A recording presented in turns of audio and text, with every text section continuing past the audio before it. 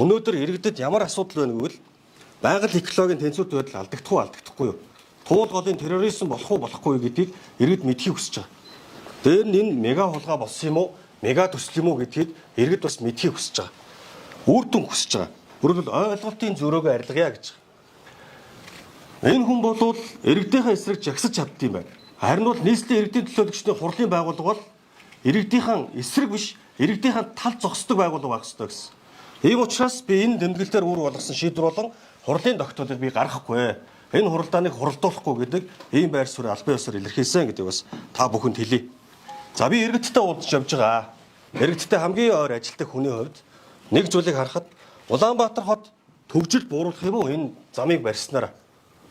Би албан хаагч нартай уулзаа сууж байхад баруун дөрвөн замаас зүүн дөрвөн замын хооронд хичнээн автомашин туулын замаар давхих юм бэ? Хэдэн хувь нь хэдэн цагийн хэмнэлтийг энд бий болгох юм бэ?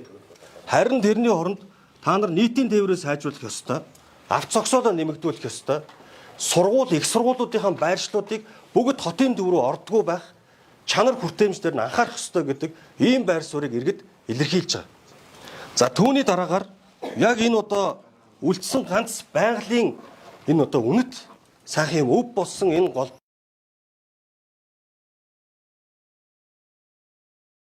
яг энэ зайсангийн гүүрний доор бид нар ингээд очиж байгаад сэлж байгаа гардаг байсан.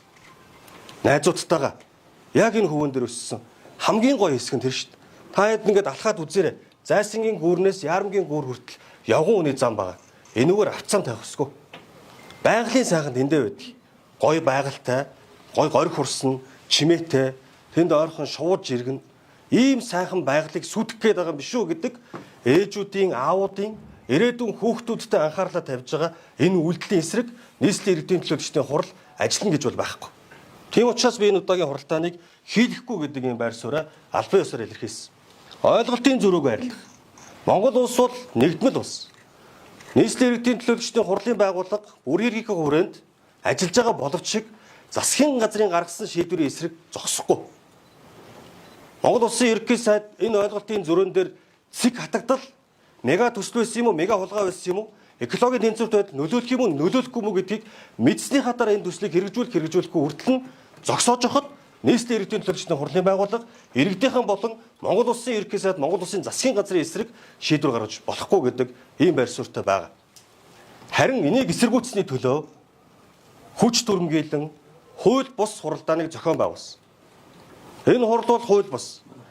Хуралдаан одоо болсон гэж бол тооцогдохгүй. Хуралдаагүй учраас энэ хурал гаргасан шийдвэрүүд нь бүгд хүчин төгөлдөр бус гэдгийг би бас албан ёсоор хэлье.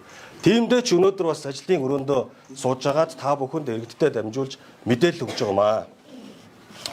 За би бас нэг залуу хүний хувьд энэ нэг хэрүүл тэмцэл юмнаас бас нэг хол байх ёстой гэж хардыг. Монголын ирээдүй биднийг үзэж байгаа. Монголчууд зөв болохын төлөө зөвхөн улс орныхоо сайн сайхны төлөө ажил ярьж мэтгэлцдэг шинэ эрен үе ирээсэй гэж ингэж хүсэж байгаа. Тэгээ харамсалтай нь шууд сошиалор яллаад байгаа учраас би энэ дээр тайлбар тавих ёстой. За нийслэлийн иргэдийн төлөөлөгчдийн хурал дээр 13.2 тэрбум төгрөгийг хэвлэлд шилжүүлсэн гэдэг мэдээлэл өгсөн байна. За энийг 13.2 тэрбум судлаад үзэхээр яг өнөөдрийн байдлаар 10.2 тэрбум төгрөг гарсан. Хаашаа гарсан бэ гэвэл шүүхийн байгууллага руу, нийслэлийн прокурорын газар, нийслэлийн цагдаагийн газар, нийслэлийн тагнуул, онцгой байдал, шүүхийн шийдвэр гээд хяналт шалгалт гээд бүх байгууллагууд 33 байгууллага байдаг. Одоо нэг ёсондоо хууль зүйн сайд байсан хүн маш харамсалтай мэдээлэл хийлээ. Энэ гишүүн байгууллагууд буюу цагдаа хүчний байгууллага эрүүл мэнд, бусдын амь нас, эд хөрөнгийг сахин хамгаалахын төлөө ажиллаа хийж явсныхын төлөө хэрэгчүүд гүтгэж болохгүй. Харин эдний үр дүнг харах ёстой. Бидний хэмжээний мөнгийг өнөөдөр шилжүүлсний үр дүнд хулгайлах гэмт хэрэг 44.2%-аар Улаанбаатар хотод буурсан. Хүний эрүүл мэндийн эсрэг гэмт хэрэг 24%-аар буурсан. Нийт гэмт хэргийн өсөлт 15%-аар буурсан. Та нар боддоо Монгол улсад өнөөдрийн хүртэл хугацаанд энэ гэмт хэрэгээс урьдчилан сэргийлэх ажил ийм хэмжээнд үр дүнгээ өгжсэн тохиолдол байхгүй. Түүхэндээ 1%-ч буурж үзээгүй. Үеийн үед өсөлттэй байдаг байсан.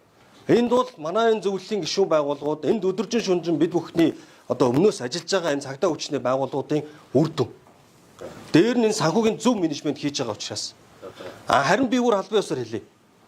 Энэ олон жил төрийн байгууллагуудад ажиллаж байсан хүний хувьд энэ гишүүн байгууллагууд хамгийн хариуцлагатай шийдвэрийг гаргаж чаддаг.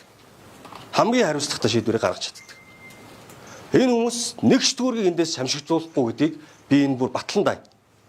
Тэр дотроо би прокурорын байгууллагыг энэ байгууллагуудад давхар хяналт тавихыг хичээнгүйл үүсдэг. Авилгалтаа тэмцэх газрыг, тагнуулын байгууллагыг ингэж энэ бүх ажлууд үр дүнгээ өгч байгаа. Тэгэхээр энэ гэмтэргийн зөвлөлийн хийж байгаа ажлыг өгөөсгөж ингэж бол гаргаж болохгүй гэдгийг бас би энд албан ёсоор хэлье. Энэ Улаанбаатар хотод ганцхан хүн ажил хийх гэдэг юм биш шүү дээ. Энэ Улаанбаатар хотод маш олон залуучууд Монгол улсын төлөө энэ Улаанбаатарчуудын төлөө өдөржин шүнжин ажиллаж үр дүнгээ өгч байгаа. Би энэ гишүүн байгууллагуудыг харин өмнөөс нь би өмөрөх ёстой. 9 дүүргийн одоо зөвлөлийн гишүүн байгууллагууд бүгд дүүрэг дээрээ зөвлөлийнхөө гишүүдтэй хамтарч ажилладаг. Тэр хамтарч ажилласан төлөвлөгөөгөө батлаад нийслэл рүү илгээдэг. Нийслэл анх удаага 9 дүүргийг хамтдаа төлөвлөгөөгөө боловсруулж батлуулах боломжийг нь олгож өгсөн. Энэ залуучууд руугаа Нямбатар нулимх ёсгүй. Харин энэ залуучуудтай хамтраад ажиллах ёстой. Ингэж цаашид нийгмийг талцуулж хуваадаг ийм байдлыг бол таслан зогсоохын төлөө нийслэлийн иргэдийн төлөөлөгчдийн хурлын байгууллага өрн бүрэлдэхүүнээр би ажиллана гэдгийг бас онцлон хэлье. За 10.2 тэрбум төгрөг уулан гарсан юм байна. Яг өнөөдрийн одоо 4 сарын 27-ны нөхцөл байдлаар. За энэ дээр зөвлөлийн гишүүн байгууллага олон нийт 319 цагдаа гэж байдаг. Ингээд нийтдээ 8.6 тэрбум төгрөг буюу нийт зардлын 65% гарсан байна. Өөрөлдвөл сая энэ 33 байгууллага руугаа гарсан мөнгөнд үнэ. Энэ ажлын үр дүнд та бүхэн анзаарж байгаа бол энэ гадуур хүн дээрэмддэг бүлэг зодооны асуудлууд бүгд буурсан. Тийм учраас энэ 24%-аар буурж байгаа үзүүлэлтүүд манай энэ гишүүн байгууллагуудын ажлын үр дүн. Дээр нь та бүхэн анзаарч бол скутер сороон дээр бүх хяналтууд тавиа явж байгаа. Энэ бол дандаа манай иргэдийн хяналтыг хамтран бий болгосон эдгээр байгууллага. За үндсэн үйл ажиллагаа 9 дүүрэг болон төсөл хөтөлбөр соён гэгэрүүлэх ажлын хүрээнд нийт зардлын 10%-ийг зарцуулаад аваа явж байна. Нийслэлийн иргэдийн төлөөлөгчдийн хурал, нийслэлийн гишүүн зөвлөлийн байгууллагууд, гэмтэргээс урьдчилан сэргийлэх зөвлөлийн байгууллагууд түүхэндээ анх удаага хамгийн их соён гэгэрлийн ажлыг хийж байгаа байгууллагын нэг. Тэгэхээр бид хүүхдийнхаа ирээдүгээс мөнгөө хулгайлна гэдэг бол утгагүй зүйл. Энэ бол байж боломгүй гэдгийг би бас онцлж хэлье. За тэр дотроо налах болон сонгоо хайрхан дүүргийг онцлж хэлээ. Би гишүүн байгууллагын хурлын дараа нартай ярьлаа. Ямар асуудал байгаа? Юу болсон юм? Танах руу мөнгө шилжүүлээд гаргасан гэдэг асуудлыг хотын дарга тавьж байна. Бид энэ тал дээр хийсэн ажлаа танилцуулна гэж байна. Би харин сэтгүүлч нараа уриалж байна. Энэ 9 дүүрэг, энэ гишүүн байгууллагуудад хийж хэрэгжүүлсэн ажлыг хамтдаа очиж үзэж танилцаад иргэдэд ямар үр дүн хүргэсэн бэ гэдгийг би үзүүлээсэй гэж ингэж бодож байна. Тэг өнөөдөр би энэ бас хэвлэлийн байгуулалт хийж дуусаад одоо би налах руу явна. Налахт 225 сая төгрөгөөр дэд үтцийн бүтээн байгуулалт камержуулалтын нэгдсэн төвийг бий болгож өгсөн. Үр дүн нь хулгайлах гэмтэрэг буурсан. Эдгээр 3 дүүрэгт нэг ч удаа төсөв тавьж үзээгүй. Харин нийслэлийн гэмтэргийн зөвлөлөөс эдгээр байгууллагууд руу төсөв тавьжээж энэ урьдчилан сэргийлэх ажил эдгээр дүүргүүдэд явагддаг. Тэгэхээр бид ажлынхаа үр дүнг бас хамтдаа очиж үнэхээр ийм зүйл байна уу байхгүй гэдгийг хууль танилтын байгууллагатай хамт очиж би шалгуулах ёстой гэж ингэж харж байгаа бас албан ёсоор хэлье. За ерөн зүгээр нийслэлийн иргэдийн төлөөлөгчдийн хурлын зөвлөлийн байгууллагуудыг нэг хаахтар мөнгө төгрөгөө нуудаг барьдаг гэдэг ийм зүйл ярьж илээ. Шулуу хэлж. Нийслэлийн гэмтэргийн зөвлөл анх удаага төлөвлөгөөг нээлттэй хэлцэж баталсан. Ард түмнийхээ хяналтанд ор сэтгүүлч нартайгаа хамтраад бүгдийн лайв хийсэн. Тайлангаа тавихтаа мөн ялгаагүй тэгсэн. Эдгээр байгууллагууд энэ хэмжээний мөнгөнд нөг өгчөөд ажлаа хийж чадсан уу үгүй юу гэдэг шанслаа надад нөгөө бичиг өгөөдгөөс. Ажлаа хийж чадсан уу үгүй юу гэдгийг бас ингээд иргэд хамт олонтойгоо хамт шүүх гэж бид нэр энэ ажлыг хийсэн. Шилэн дансан дээр нийслэлийн гэмтэргийн зөвлөлийн бүх санхүүжилтууд нээлттэй байна. Би энэ шилэн дансыг та бүхнийг бас олон нийтэд ил болгоосоо гэж хүсэж байгаа. Ил болгоосоо гэж хүсэж байгаа. Харин засаг даргын хамгийн газрын шилэн данс бол хаалттай байдсан шүү. Би бол шилэн данснаас айдаггүй. Бүгдийг ил болгож тавьдаг. Дээр нь би нэг зүйл хэлье. Иргэдтэйгээ хамгийн ойр ажилладаг байгууллага бол иргэдийн хурлын байгууллага. Бид хамгийн ойрхон ажиллаж байгаа байгууллагын нэг. Иргэдээс асар их мэдээлэл ирдэг. Танаа Улаанбаатар хот чин мега төсөл нэрийдлэр өчнөө олон тэрбум төгрөгийг идээд өгдөг мега улгаатай болцсон юм шүү. Нууцын гэрээнд авж агаад өчнөө олон байгууллагуудаа шууд гэрээ байгуулад тэндээсээ ашиг хонжоо хайдаг юм шүү. Наа худалдаа авах ажиллагааныхаа бүх мэдээллийг ил болгооч гэх мэтчлэн маш олон зүйлүүдийг мэдээлэлээ ирүүлдэг.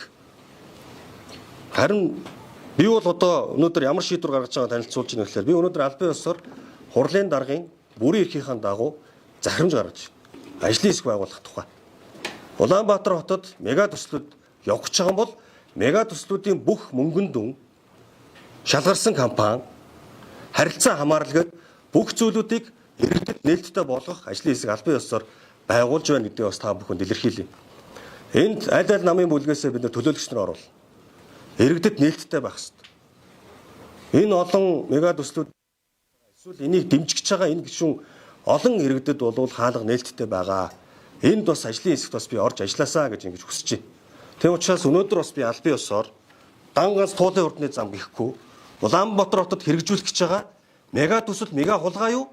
Мега төслүү гэдгийг иргэдтэйгээ хамт шүүж холбогдох байгууллагуудад бид нар ажлын хэсгийн санал дүгнэлтээ боловсруулж өгнө гэдгийг бас албан ёсоор би бас зарлж хэлье. За эцэст нь Нэлоонаас шулуун дээр хичээр Монгол улс үлдээ бүр нэг юм хэдэн хэрүүлч нөхдүүдийн байгуулчлаа. Нэгнээ шууд аваачаал тэр тэдэн дүүрэг авсан. Тэр тэндээс тим юм таагээд хов живээр өнөө маргаашийг аргацаадаг ийм улс төрийн найруулалтай болчлаа. Энэ бол үндэсний аюулгүй байдлын түвшинд энэ асуудал яригдана. Тийм учраас би хэвлэлийн байгууллагуудыг уриалж байгаа нь та бүхэн зөв зүйлүүдийг энэ иргэдэд сурталчилж өгөөрэй. Ганц хүсэж байгаа зүйл маань энэ. Эв нэгдэл үндэсний эв нэгдлээс илүү зүйл гэж байхгүй. 1965 онд Сингапур улс анх тусгаар тогтноод энэ үед нэг 1000 зэрэгтэй байсан гэж. 700 Малайз улсын цэрэг буюу тусгаар тогтнолыг эсэргүүцэж байгаа цэргүүд. 300 нь бол Сингапурын үндэсний цэргүүд. Тэгээд эсэргүүцэж байгаа улсаасаа цэвэр усаа авдаг. Гэхдээ 1990 он гэхэд Азийн тэргүүлэх эдийн засгийн улс орн болсон. Өнөөдөр дэлхийн тэргүүлэх улс орн болсон байна. Эдийн засгийн болон бусад бүх хөгжлөөр. Энийний цаана юу байсан бэ гэвэл үндэсний эв нэгдэл эх оронч үзэлтэй иргэд байсан учраас. Хүн болгон жил болгон цэрэгт явдаг. 14-өөс 1 сарын хугацаанд цэргийн бэлтгэл хийж эх оронч үзэлтэй хүн болгосон учраас манай улс хөгжсөн юм а гэж Ли Куан Ю тухайн үед үзчихсэн. Тийм учраас би Монгол улсыг ирээдүйд хөгжөөсэй гэж чин сэтгэлээс хүсэж байгаа үнэнд сошиалар хүнийг ялалдаг, сошиалар нийгмийн хар давалгааг бий болгодог, бусад зарим нэг улс орны хүчний байгууллагуудын захиалгаар явж байгаа юм шиг жагсаал цуглааныг санхүүжүүл зохион байгуулдаг энэ ажлын эсрэг ард иргэдтэйгээ би тэмцэж жагсахад бэлэн байгаа гэдгийг бас энэ дашрамд илэрхийлье. Та бүхнээс хичээнгүйлэн үсгэд энэ асуудлууд нэг өдөр ивэ болно. Өнөөдөр нэг талтай байгаа юм шиг боловч эсрэг тал байгаа юм шиг боловч маргааш ихэд ивэ бол. Монголын төлөө гэсэн чин сэтгэлтэй энэ залуучууд ялд байгуулнаа. Тийм учраас та бүхнийг тэр үед Монголын ирээдүй болсон 20-30 жилийн дараа энэ Монголыг удирдах энэ залуучууд руу соён гэгэрлийн зөв ажлыг би хамтдаа хийхийг бас уриалж байгааг бас илэрхийлье. Нийслэлийн иргэдийн хурал ажиллаа хийхгүй хуралдахгүй байна гэж яриад шүү дээ. Хамгийн сүүлд хизээ хуралцсан. Тэгэхээр хамгийн их одоо ирэхгүй байгаа төлөөлөгч Нямбатар сайд дарга өөрөө хуралдаа суудгүй. Шүтрийн хурлыг яагаад өчигөө үз тавьчих юм бэ? За өөр асуулт байна. За би та бүхэнд нэг зүйлийг хэлье. Иргэдийн төлөөлөгчдийн хурлын байгууллага гэдэг бол хуулиар олгогдсон эрх хэмжээнийхээ хүрээнд улиралд нэг удаа хуралддаг. Тэгэхээр бид нар жилд 4 удаа хуралдана гэсэн. Энэ удаагийн хэлцэх асуудал орж ирж байгаа зүйл нь бол туулын урдны замыг дэмжиж тогтоол гаргах. Иргэдэн эсэргүүцэлтэй байхад засгийн газар нь шийдвэр гаргацсан байхад зогсоох шийдвэрийн эсрэг бид зогсож болохгүй. Тийм учраас энэ удаагийн хурал хуралдах шаардлага гэж үзэж байгаа. Бусад хэлцэх асуудлууд бол өнөөдөр энэ шаардлагатай Улаанбаатар хотод гацж байгаа ажлуудыг хэлцэж байгаа асуудал огт биш. Засаг дарга бүрэн эрхийнхээ хүрээнд бүх ажлуудаа хийгээд явах бололцоод ганцхан санаархал байсан энэ туулын урдны замыг дэмжиж нийслэлийн иргэдийн төлөөлөгчдийн хурлын төлөөлөгч нар 100% энэ асуудлыг дэмжиж байгаа гэдгийг л иргэдийнхэн эсрэг төрөх гэсэн ийм одоо явуургүй үйлдэл. Тийм учраас би урал зохион байгуулахгүй гэдэг шийдвэр гаргасан. Иргэдийнхэн талд байгаа учраас та надаас хууль бус талаар мэдээлэл авахыг хүсэж байна. Монгол Улсын засаг захиргаа нутаг дэвсгэрийн нэгж түүний удирдлагын тухай хууль гэж байдаг. Нутгийн өөрөө удирдах ёсны байгууллагын үйл ажиллагааны хэрэгжилтийг зохицуулдаг. 46-гийн 6 зааснаар анх дугаар хуралдаанаас бусад бүх хуралдааныг хурлын даргын санаачлагаар зохион байгуулна гэж заасан. Энэ бүрэн эрхийнхээ хүрээнд хурлын дарга уг хуралдааныг санаачлаагүй тохиолдолд энэ хуралдаан хийгээгүй тооцно. Хуралдаан хууль бус. Гэхдээ өчигдөр 46-гийн 3, 6-гийн 2-ыг андуурч яринлээ. 46-гийн 3 дээр ингээд харахаар ээлж тус хуралдааны 3-1-ээр доошгүй зохион байгуулж болно гэж заасан. Гэхдээ нэг талдаа хурлын зөвлөлөд зохион байгуулж болно, аль эсвэл хурлын дарга санаачлагаар гэж байна. Гэхдээ хурлын зөвлөлийн зохион байгуулалтын журмыг энэ зөвлөлийн ажиллах журмыг улсын хурлын 2022 оны 7 дугаар тогтоолоор баталж өгсөн байдаг. Хурлын зөвлөлийг хурлын дарга санаачлагаар цаг товлож хуралдуул тэгжээч шийдвэр гар. Гэхдээ хурлын зөвлөлөөс аль бие усны шийдвэр гарахгүй. Танилцуулснаар шийдвэр гарсан тооцно. Аль ч тохиолдлыг аваад үзсэн хуралдаан болоогүй учраас хуралдааны дэг батлах ёстой асуудал ярихдаггүй. Тийм учраас энэ бол хууль бус хуралдаан. Хуулийн хурдны замаас бусад нэг 20 асуудлаар хилцэх гэдэг ингээд хуралдаан хилцэхгүй байна гэдэг нь батлаа хийж ирсэн шүү дээ.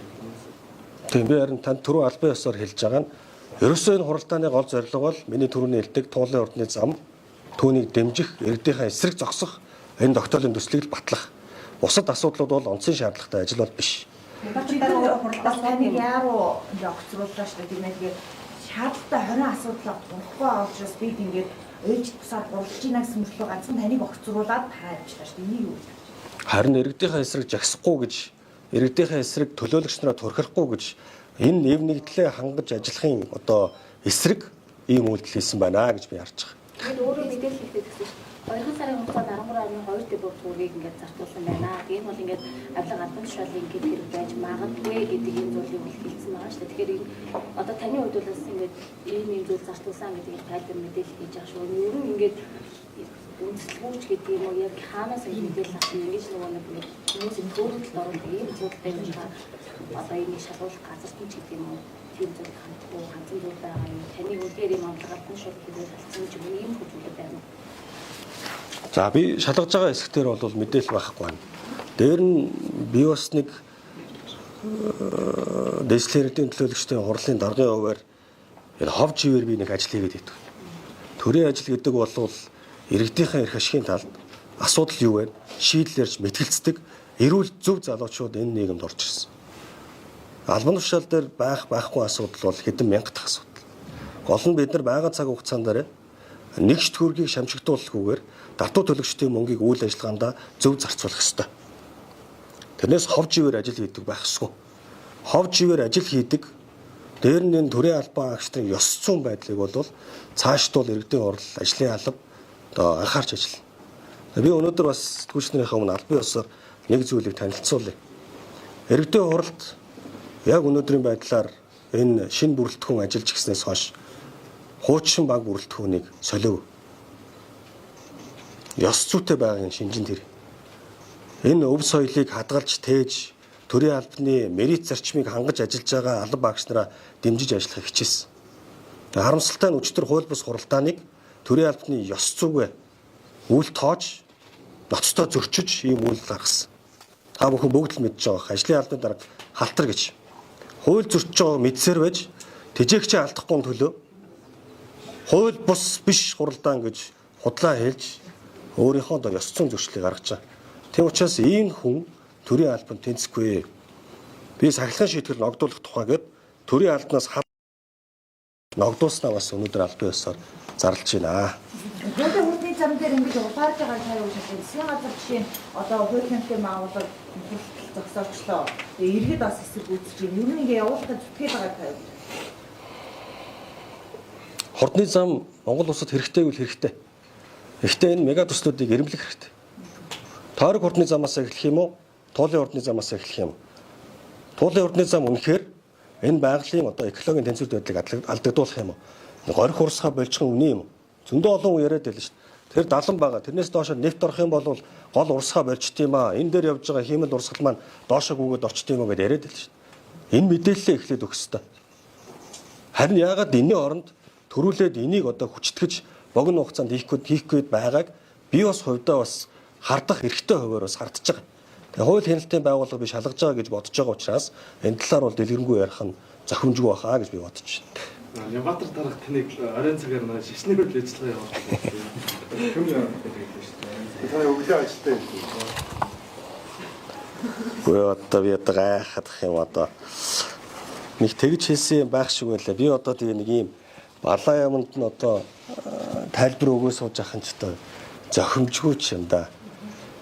Тэгээ нөгөөл ихтийн сүжиг их гихчээр одоо өөрөө л тэр хадаг яндраа байрал тэгэл яв тийм байлгүй дээ. Би энэ одоо ийм үг үйлдэлийг нь хид хідэн удаа сонслоо. Мэдхгүй одоо үнэхээр ойлгох юм бол. Би бол байгаль их дэлхийгээ шүтдэг хүн. Монголчууд байгаль их дэлхийгээ шүтэж явсны хүчинд хоорондоо их ив нэгдэлтэй Азийн цагаанд дагна гэж нэрлэгдэхүйц хүн болгоны сэтгэл нь ийм уяг зөөлөн ийм улс орн байсан шүү дээ. Тийм учраас бид нар empathy education гэдэг төсөл хөтөлбөр хийж хэрэгжүүлсэн. Энэ залуучуудыг хөдөө орон нутагт очиулаад, малчин ахуйтай танилцуулаад, Монгол гэр өв соёлын талаар дэлгэрэнгүй мэдээлэл өгөөд, таван хошуу малыг яаж өсгдгийг нүдээр нь харуулад, тэнд хураг ишиг унтуулж байгаа ийм одоо бичлэгүүдийг бид нар маш их хийж тавьж байгаа. Энд оролцсон хүүхдүүд би шулуухан хэлэхэд энэ Монгол улсын ирээдүйг авч явах зөв зөөлөн сэтгэлтэй юм хөлт бол. Энэ төсөл хийж байгаа учраас энэ дэлхийн нийт өнөөдөр Монгол улсад энэ төслийг хийж хэрэгжүүлэхийн төлөө дэлхийн их тайвны төлөө дайн тулаангүй байлгах их үндэс нь ерөөсөө танаа энэ хийж хэрэгжүүлж байгаа төсөл юм байна гэдгийг бүх нийтээр хэлж байгаа. Тийм учраас би тэр зүйл дээр бол нарийн сайн мэдэхгүй байна.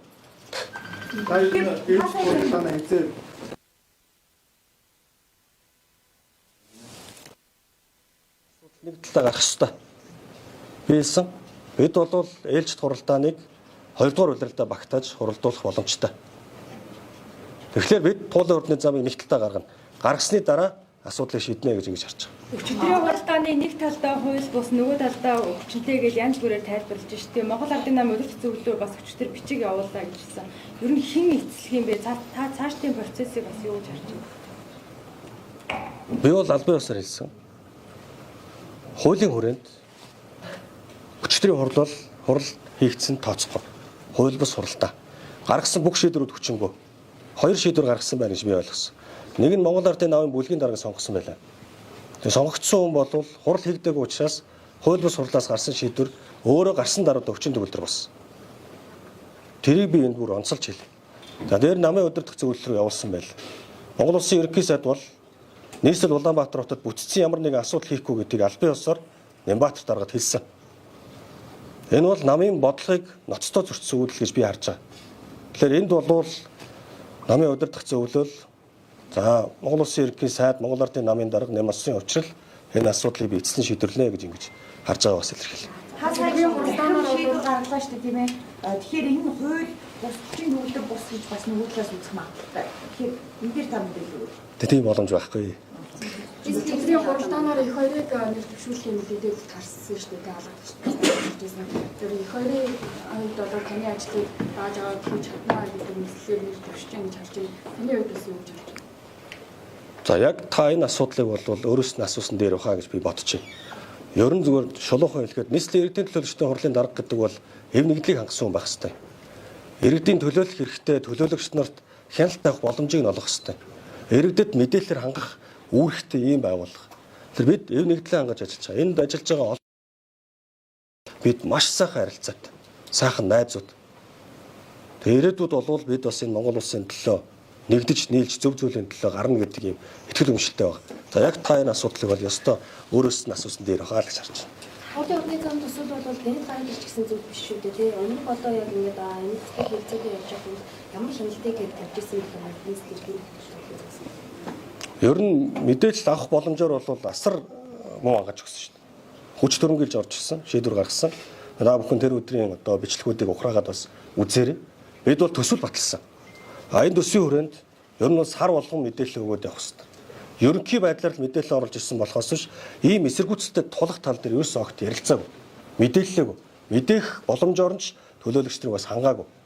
Ер нь цаашдаа ийм одоо Улаанбаатар хотын төсөл хөтөлбөрүүдийг иргэдтэй мэдээллээр хангаж өгөхгүйгээр цаашд бол яагаад ч явахгүй. Энэ бол энэ засаг даргын өөрийнх нь одоо маш том хариуцлагын алдаа шүү дээ. Иргэдийг ингэж хоёр тал болгож хуваагаад иргэдийнхээ эсрэг жагсаад ингэ явж идэг. Энэ бол Монголын хаа болцсон юм бэ лээ. Энэ хүнийг бол ер нь Улаанбаатар хотоос чөлөөлж Улаанбаатар хотын хөгжлийн одоо төвчөө ирнэ гэж би ингэж харж байгаа. Тэгээ энэ болтол би иргэдтэйгээ бас хамтарч нэг талд нь гартал бас би үзнэ. Тэгээ учраас бол та бүхнийг бас хамт байгаасаа гэж ингэж хүсэж байгаагаа илэрхийлье. Тэгээд өнөөдрийн бас суралт ирсэн та бүхэнд маш их баярлалаа. За